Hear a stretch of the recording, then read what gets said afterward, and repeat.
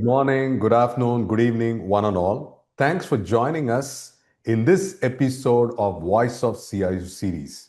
I'm your host Suresh GP, and every time we bring a well-renowned CIO who's got years of experience in playing the role of CIO and impacting the whole global community. So I'm very honored to have today an esteemed friend, Jim Rutt, who's a Chief Information Officer slash CISO at the Dana Foundation. Jim has over 27 years of technology and cybersecurity experience, spanning financial, healthcare, and pharmaceutical sectors, and has been in Dana for 15 years. Jim has presented at multiple CIO and leadership conferences and has been quoted in the Wall Street Journal, among a number of other publications. With no further ado, let me welcome Jim, who is kind enough to share today his experience on the Voice of CIO series. Thanks, Jim, for taking time today. Thank you. The pleasure's all mine. Excellent. So, just give it for our viewers. How has been the journey so far to become a CIO? And you play dual roles of CIO and CISO. So how has been that journey so far? I'm looking back. Do you have any regrets of this whole journey, or do you think that has been a great ride so far? Well, it's taken a little longer than I thought originally. I mean, everybody wants to get there as quick as possible within 5 to 10 years. And for myself, it took about 15. However, there's really no regrets because there's a lot of great lessons learned along the way, especially given the breadth and depth of different sectors that I've had experience dealing with. You had mentioned healthcare, pharma, financial, pharmaceutical. All of them have their very interesting quirks, but again, all lessons that we could gather up today to be where we're at right now. So yeah, it's been a great journey. Awesome. So one of the reasons that I started this Voice of CIO episode was the rate in which the IT is going through tremendous changes across different aspects and frontiers. And today's new CIOs need to look at a blueprint, and there is eventually no blueprint because it's always changing every year. So, what we want is to look at the experience and wealth of people like you and start looking at some patterns, because it's like some of these patterns repeat in some form or the other, but showing to understand and capture the whole learning experience would be more valuable for aspiring new CIOs. So let's get kick started with our first question. As a CIO, how do you balance driving innovation with maintaining operational stability, right? Because in many organizations at your work, the risk tolerance might be relatively low. So, how do you handle the balance between innovation and operational stability? I think you framed that question perfectly because we've seen so many of the same repeatable patterns. I think in my career alone, we've seen the major move from uh, the rise of the internet. That happened more or less at the beginning of my career when it really started becoming in vogue in a lot of organizations. Then you had the cloud or SaaS and cloud. I mean, these are all repeatable patterns. Now, of course, if everybody's not sick of hearing about it, we've got the rise of artificial intelligence. I think so. In terms of getting prepared from an innovation perspective, we've always had to be prepared. We've always this is almost like a a common theme. It's almost like a operational environment where we have to be very comfortable in dealing with a lot of these things. So, I think first off, you want to treat innovation like a portfolio, right? You want to make sure that you've got all your initiatives, both operational and the things that are the innovations that are going to drive you move forward, uh, they're balanced correctly, right? So you've got 70, I would say 70% of your portfolio of whether it be projects, assets, what have you, lending itself to the core stability of the organization and also your organization in particular from a micro perspective.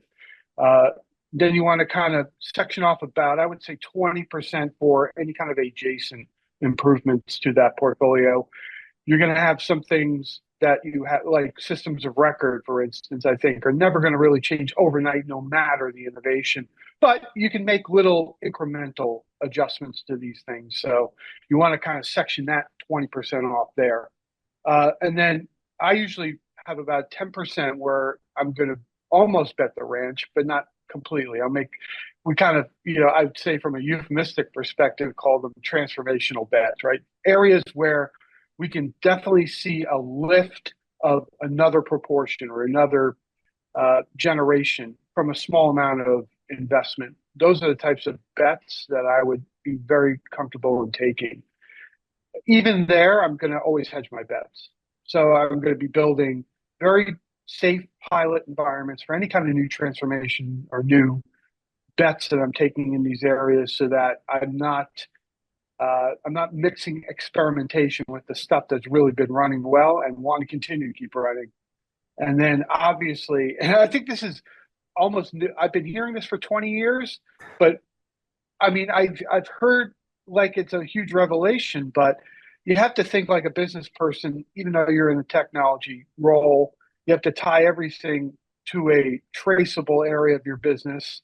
One way that I do it is I'm very familiar with our financial statements, and I make sure that whatever I do from a stability perspective, from any kind of adjacent improvement, like I said, or transformational bet, I want to make sure that it aligns some way that it's explainable by a financial statement element, whether it be an income statement, a P&L, a general ledger, what have you. Somewhere you can trace that value to where the folks in on the board and in the rest of the C-suite can understand. This is the language that's most common across any kind of element within your organization. And Awesome. then, as well, I'm a CISO, so I like to use risk informed decision frameworks, impact versus livelihood, things of that nature. That'll help me prioritize initiatives, and it'll also give me an impact analysis for business continuity and things of that nature. And I kind of close off that question. I think from a cultural perspective, which is equally as important, right? None of us live in a vacuum. We want to establish a culture of controlled failure. Small, fast, contained learning cycles. You don't want to be afraid of failure, but you don't want to be too big on it. Because you're not going to grow without failure. But you don't want to fail at a rate that's so uncontrolled that it's out of your control, and then something really bad happens. So. Yeah, absolutely. I think there's a plenty of takeaways in that particular response that you gave me. First one, I love the point of looking at innovation as a portfolio. I think you look at this as part of the armor. And what you also talked about is not putting all eggs into one basket. So you have different aspects that you're kind of looking at in terms of small transformation bets that can be focusing on small incremental improvement. You're making sure that it's all tied well and balanced portfolio, like the portfolio that you would see. So it's well balanced in terms of risk-taking ability as well as ability to run smoothly, so that you're not making sure that the wheels are smooth enough that you don't kind of disrupt anything drastically.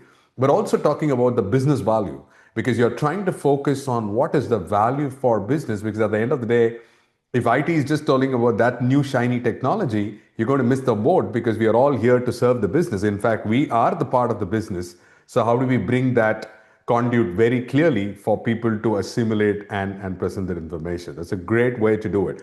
And wearing your CISO hat about risk and impact analysis is a big thing. And to be honest, you have a rare breed of being a CIO and a CISO, because these are two parts of the same equation, and getting both together is a great way to put things into perspective. Now, as you see the internet era to the cloud, the SaaS, and now with AI, the role of the CIO has evolved beyond IT.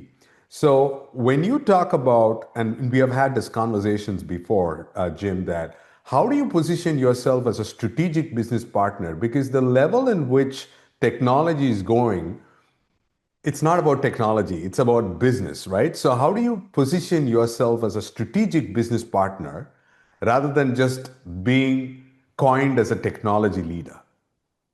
Yeah. this is a big balancing act. And I think I mentioned, I kind of alluded to it from the first question, is that you got to watch your language. You almost got to watch what language you use in these settings. And you Right. have to be able to speak in the same language that folks understand, not tech speak, but in the language of cost, risk, revenue, growth, expense, all these different, like I said, from a financial statement perspective, I think is the safest way to to make sure that you're understood and to reduce the amount of questions that you get from your C-suite peers as well. I think the other area to think about is you want to, from a human resource perspective, the folks on your team, you want to be able to embed them within specific business areas as well. So you're not, I mean, I remember when I first started in tech, everybody was siloed in tech away from the business. Well, I mean, this is a clear way to show that you're kind of separate and that you're kind of a cost center rather than an integral part of that business's growth, because it's going to make you a lot smarter and it's going to make you a lot more attuned to how, not only from a financial perspective, but the general culture and the flow of how your respective business is running if you have your folks embedded in with key business areas within that organization. The other thing that I don't hear enough about is the, I would say, the push towards co-owning a lot of your outcomes with critical peers in these areas, like your chief operating officer, your chief financial officer. Right. I work very, very closely with both of these areas because there's always something I can learn, from a financial perspective that maybe I haven't picked up. And it also keeps us front and center from an attention perspective and also the value that we bring to the organization. So that stuff is never questioned.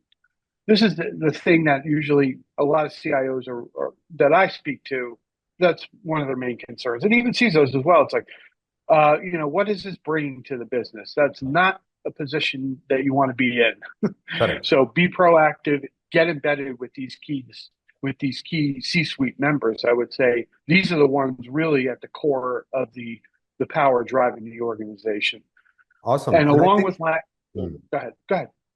No, no, I think that's a great point that you mentioned, that co-creating that value with the C-suite. So just brings that question, Jim, that do we foster that relationship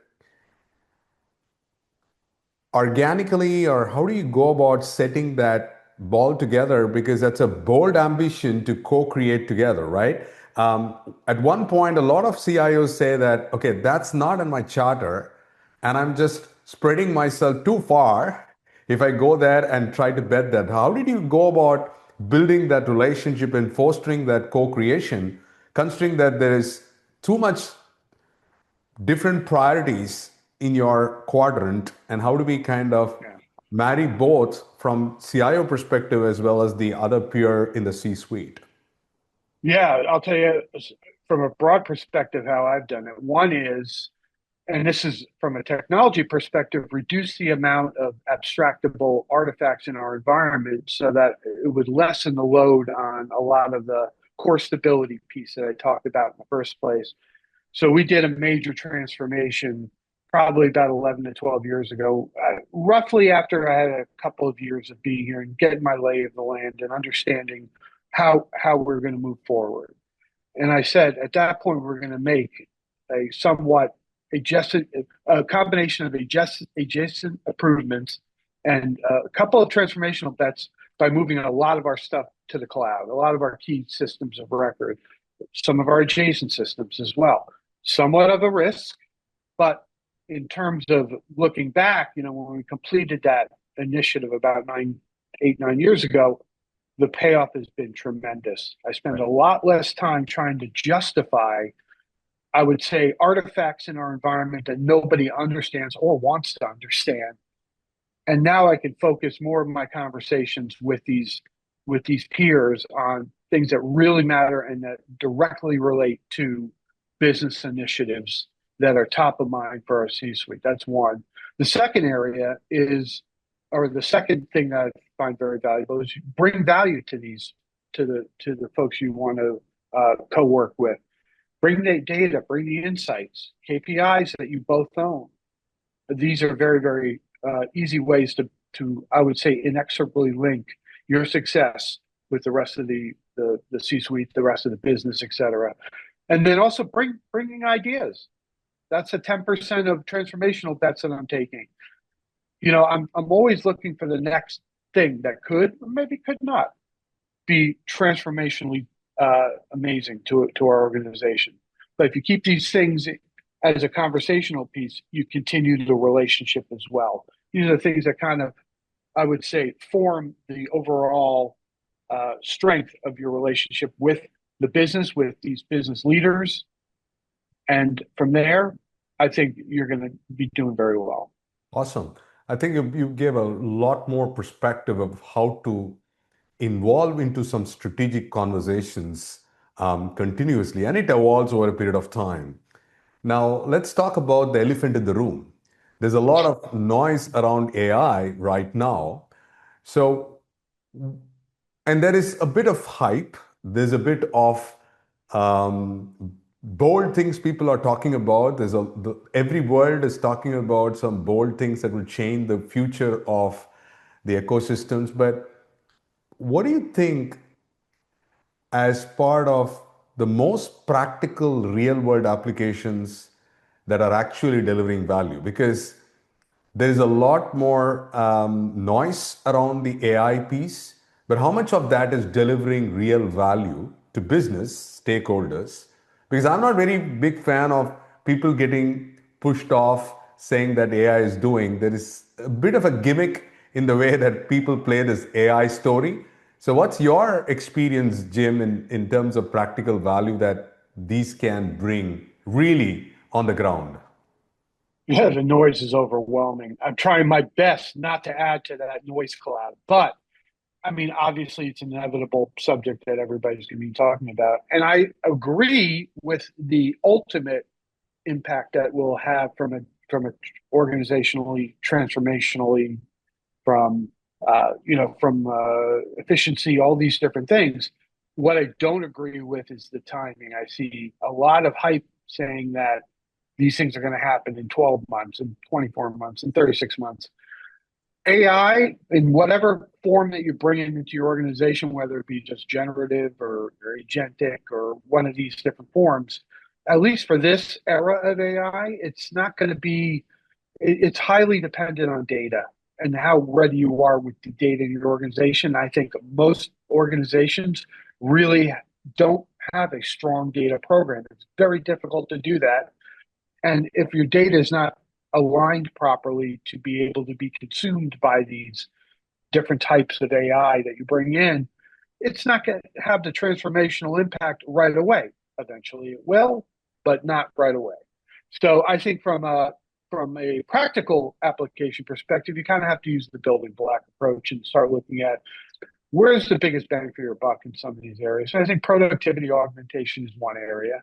Right. I mean, from Copilot stuff, I mean, folks are generating code, they're generating emails, they're generating, other contract templates, or they're summarizing. I think these are very good low-hanging fruit ways to get value. Rewriting drafts, all these different things, right? So that can give you some quick return on investment because it makes it a lot easier to do some of these, I would call, repetitive tasks. And moving on, I think wherever you can get practical customer or end-facing experience enhancements, some of these chatbots, I think, are pretty good. I think there's still a lot of room for improvement, especially when you're talking about some more attunement to what your customers really need. More personalization is definitely there. And then process automation. I think this is the one area where I think it's going to take a little bit more time because everybody can lay out a process on paper, but a lot of these processes don't take into account that there's almost a mastermind always embedded within there that's making, I would call, an ad hoc decision somewhere within that that's not easily traceable. Right. That will take some time to build like an agentic environment to totally 100% automate something like that. But at this point, I mean, you can certainly do a lot of process automation in finance. There's a lot of great areas that aligned to what I was talking about, from from the co-pilot or data generation perspective. HR's got some areas, and then legal. I mean, it can certainly help to summarize contracts. The impact is there. I think it's being overblown relative to the readiness of a lot of organizations. It will get there, but Right. not yet.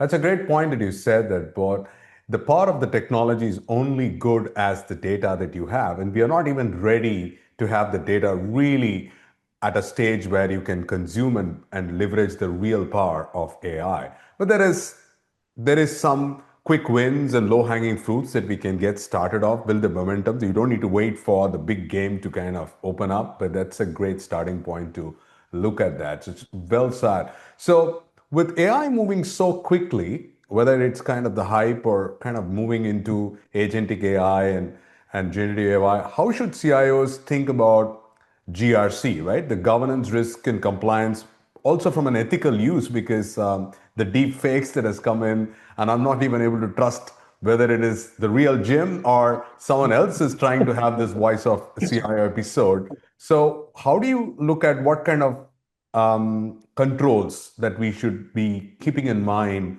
to ensure that we do the technology in the right means and we don't get taken for a ride? Well, let me put your mind at ease. I didn't have time to train any kind of model on my likeness or voice. So this is the real me. Take it as you will. Sure. So sure, I think to begin with, you have to think from a policy perspective, guidelines, getting some kind of baseline training for your folks on the use of artificial intelligence. I think it's not that much different from a data protection, data governance kind of policy, but I think the law of unintended consequences are certainly going to be coming into effect because a lot of folks don't realize that they put sensitive or classified information, classified meaning classified into your organization, not necessarily, from a government perspective. If you put information in there, you don't know where that eventually is going to end up. It could be an open door, even though you might have an enterprise level of or enterprise tenant of some kind of generative AI, for instance.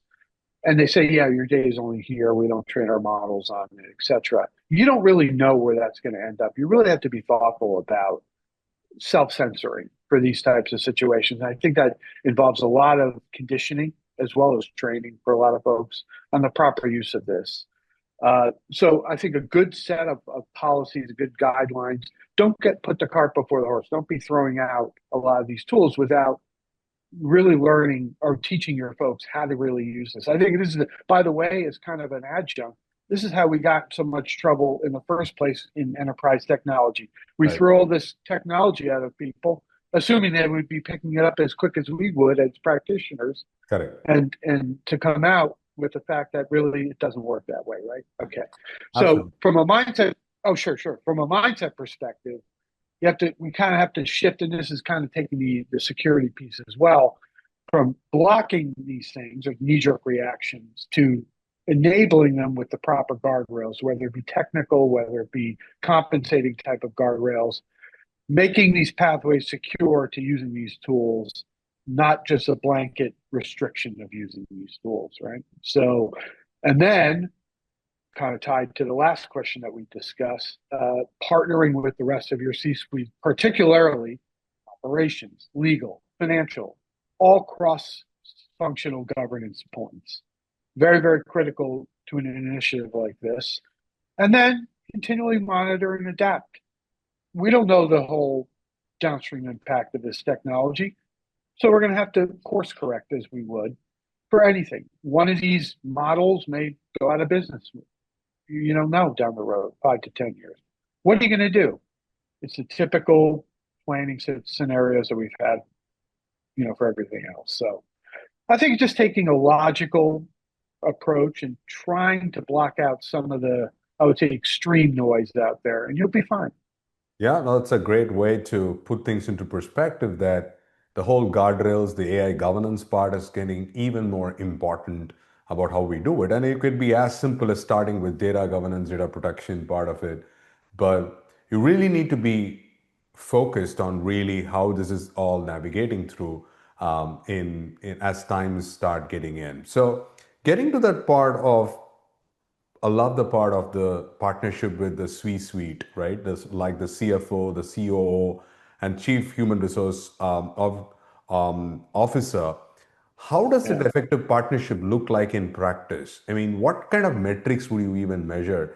And is it even possible in that particular part? Because a lot of times people think that we are having a tussle between who is better, who's got the biggest, weight to throw in, or do you think there is definitely a possibility of building that effective partnerships across the different C-suite roles?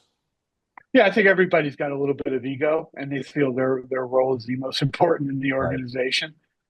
I think, I mean, there's nothing wrong with trying to feed that ego for a lot of folks and Sure. building them up a little bit. But I think from points of alignment, we can kind of go through each role and see what's generally most important to each role's, ongoing work.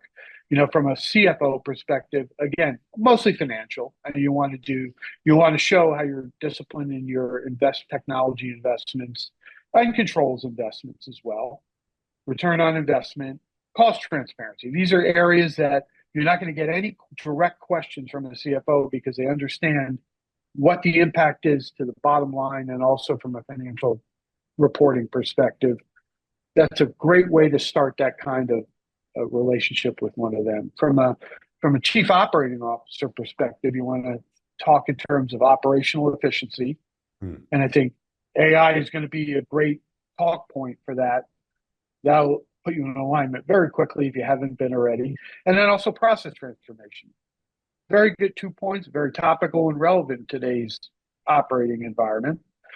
From an HR perspective, I think workforce transformation, digital skills development, this is really our opportunity to plug a gap. I think that we really haven't had the opportunity to. Again, as I mentioned before, we throw all this technology out to our workforce, assuming they'd be able to consume it and be Massive. efficient with it.